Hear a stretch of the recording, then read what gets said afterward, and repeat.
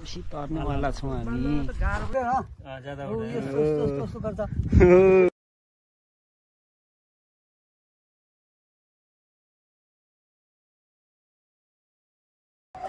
Start of day 2।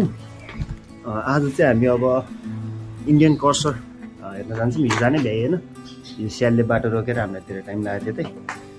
अब Indian cursor र dolphin अनि सक्दैछन् प्योर ब्रिड अर्ना। आजको टार्गेट चाहिँ यो छ, बाँकी चराहरू डुक्री खिच्ने त छँदैछ। हामी चाहिँ ट्याक्कै नहरको बाटो हिँडिरहेको थियौँ, अनिस्तालाई पिक गऱ्यौँ हामीले चाहिँ दाइको घरबाट। दाइ चाहिँ इस्टर्न नेपालको एकदम डेन्जर बोर्डर अनि गाइड हेर्नुभयो। अनि यहाँ चाहिँ हामीले स्ट्राइटेड ट्रान्सपोर्ट देख्यौँ दुईवटा, त्यही भएर चाहिँ बसेको। एकछिन निस्क्यो भने गर्नुपर्छ। ए ऱ्याप्टर ऱ्याप्टर ऱ्याप्टर ऊ आऊ, ऱ्याप्टर उडिरह ऊ यतै आइरह। यस्तो धानबारीहरू, पानीको सोर्स हल्का उखुको बोटहरू, यस्तो चाहिँ एकदम राम्रो हेबिटेट हुन्छ चराहरूलाई। हामीले बन्टिङ देख्यौँ, अस्प्रे देख्यौँ, स्नाइपहरू देख्यौँ, एसिनो पनि देख्यौँ। यस्तो एग्रिकल्चर ल्यान्डहरू चाहिँ एकदम राम्रो हेबिटेट हुन्छ चराको लागि। फेरि नेक्स्ट लोकेसन हामी लोकेसनमा आइपुग्यौँ। बाइक साइक यहाँ राखेर हामी त्यहाँ देखिरहेको ठाउँमा चाहिँ जान थालेको। कर्सर खोज्नलाई खोला तर्नुपर्छ भन्ने कुरा हो।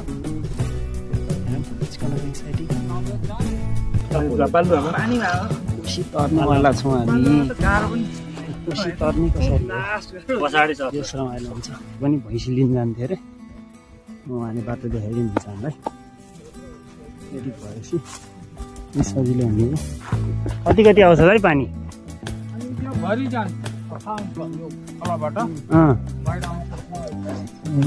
यहाँ हामी तर्ने ठाउँमा चाहिँ कति गहिरो छ?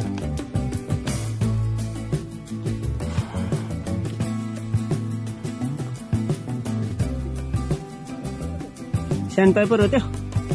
हो, सानो छ त त्यो।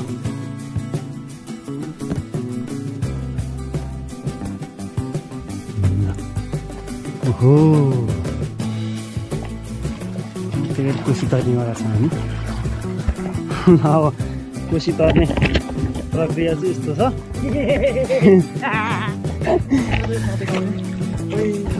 चिसो चिसो रहेछ पानी।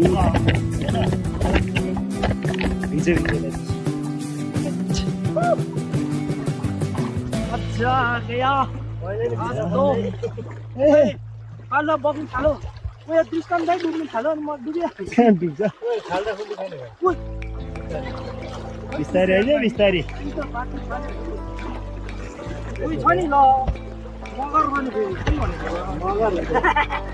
गइ पनि छ, बिस्तारी है, बिस्तारी। चरा हेर्न कहाँ सजिलो छ। यो कोसीको चाहिँ एउटा कस्तो हो भने सिफ्ट भइरहन्छ क्या, भुइँ बालुवा हुन्छ अनि पानी चाहिँ बेला बेला सिफ्ट भएर नि हुनाले गर्दा चाहिँ समस्या छ।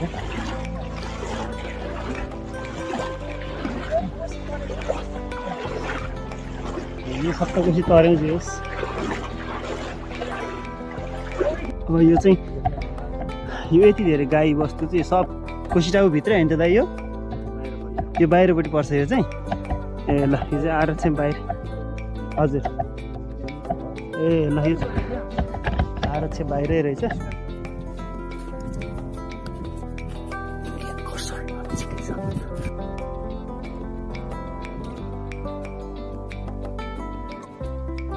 हाम्रो चाहिँ इन्डियन कर्सर मिसन चाहिँ कम्प्लिटेड। हामी करिब करिब 20वटा अझै बढी थियो होला देख्यौँ। एकदमै राम्रो साइटिङ हो, भेरी रेयर साइटिङ टु। 20वटा इन्डिभिजुअल देख्नु भनेको रेयर चराहरू हो। नेपालमा कोसी बाहेक अरू भेरी फ्यु प्लेसेसबाट मात्रै रेकर्ड छ। लुगा फुल्लै फोहोर भइसक्यो त्यहाँ आर्मी शैलीले जाँदाखेरि खिच्नलाई। अनि त्यही हो, अब हामी कोसी बरात जाँदैछौँ, त्यहाँ गएर केही खान्छौँ अनि त्यसपछि डल्फिन हेर्छौँ।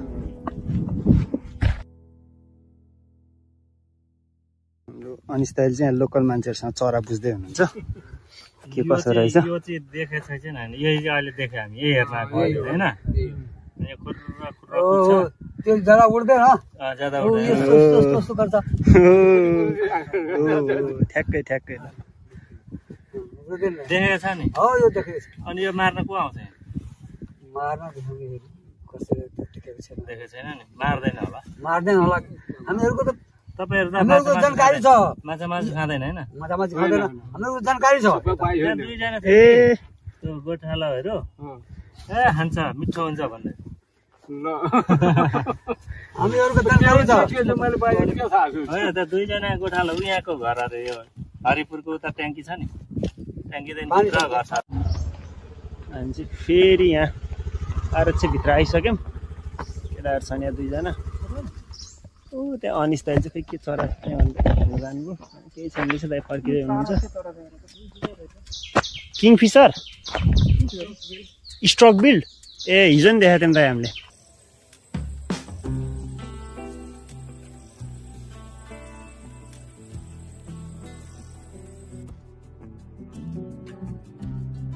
ट्याक्कै कोसी ब्यारेजको तलपट्टि छौँ हामी।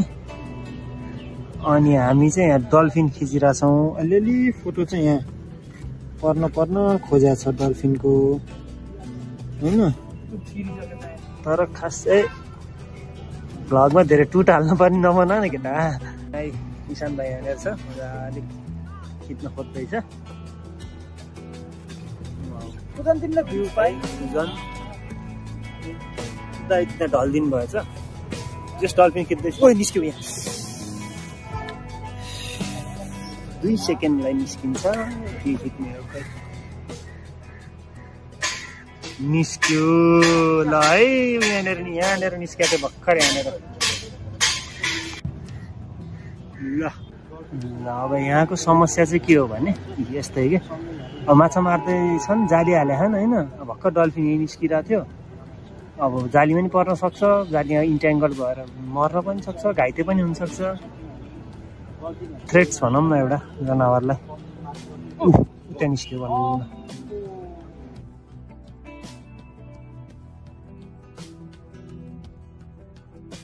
हामीले चाहिँ अहिले डल्फिन खिच्यौँ। खासै मजाले त खिच्न पाइएन किनभने पानी अलि मर्की थियो। अनि सेकेन्डलाई मात्र निस्किँदैछ डल्फिन। अलिअलि खिचियो, फोटोहरूमा देखाइहाल्छु। अब हामी चाहिँ पारिपट्टि जान्छौँ। पारिपट्टि के गर्नु जान्छन् हामी? पारि चाहिँ बर्डिङ गर्न, त्यहाँ चाहिँ डलहरू टनहरू के हो? डल्फिन निस्क्यो नि त्यहाँ। त्यही जालको तल निस्किरहेको है निशान।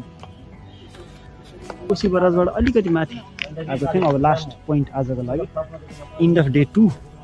अनि अलिअलि चराहरू भेटियो। यहाँबाट हामीले गल देख्यौँ, 1-2टा आइडेन्टिफाई चाहिँ गर्न सक्थ्यौँ। टाढा टाढा थियो इग्रेटहरू देखियो, मार्टिन्सहरू, पाइट किङफिसर, स्ट्राइटेड हेरनहरू देखियो। त्यही हो, all in all good day, end of a good day. अब we still have a day tomorrow चाहिँ will be trying shoot some lesser adjutant stork, उनीहरूको नेस्ट अनि अर्ना। अनि त्यसपछि अलि राम्रो खालको अर्ना, ठुल्ठुलो सिङ भएको होला। अनि त्यसपछि चाहिँ निलगाई। We'll try to search for those. Yeah, so it's the end of day 2.